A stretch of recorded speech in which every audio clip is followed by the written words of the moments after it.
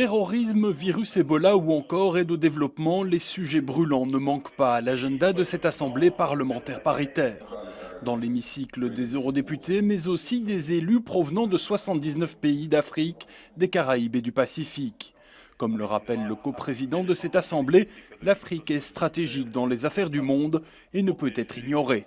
Qu'il s'agisse du terrorisme fondamentaliste, de la prolifération nucléaire et des trafics illégaux en tout genre, ou des États en situation de fragilité porteurs de menaces pour la paix et la stabilité, l'Afrique aujourd'hui est un des théâtres de la mondialisation des défis stratégiques et de sécurité.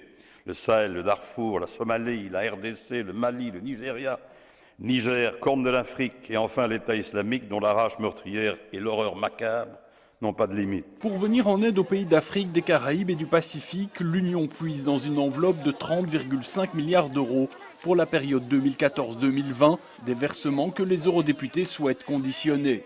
Il y a eu une résolution du Parlement européen qui a dit qu'il faut au moins que ces 20% du FED, vous voyez, ces fonds à l'aide au développement, soient ciblés éducation et santé.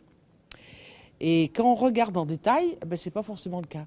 Donc on pousse, vous voyez, pour que chaque État se responsabilise aussi. Africa as we know it, yes, it is the home of raw materials. We want a partnership, particularly in improving our own ability to value add. That these resources would even be better if we could be able to get partners that can work with us and do the value addition in Africa.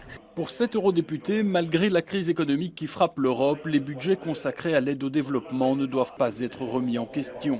Je crois que ce qui est important pour tous les citoyens européens de comprendre, c'est que c'est une politique qui vise réellement à défendre notre place dans le monde. On promeut nos valeurs, les valeurs de la démocratie, des droits de l'homme, les valeurs de la tolérance, de la solidarité. Tous ces députés se reverront le lendemain au menu des discussions Ebola.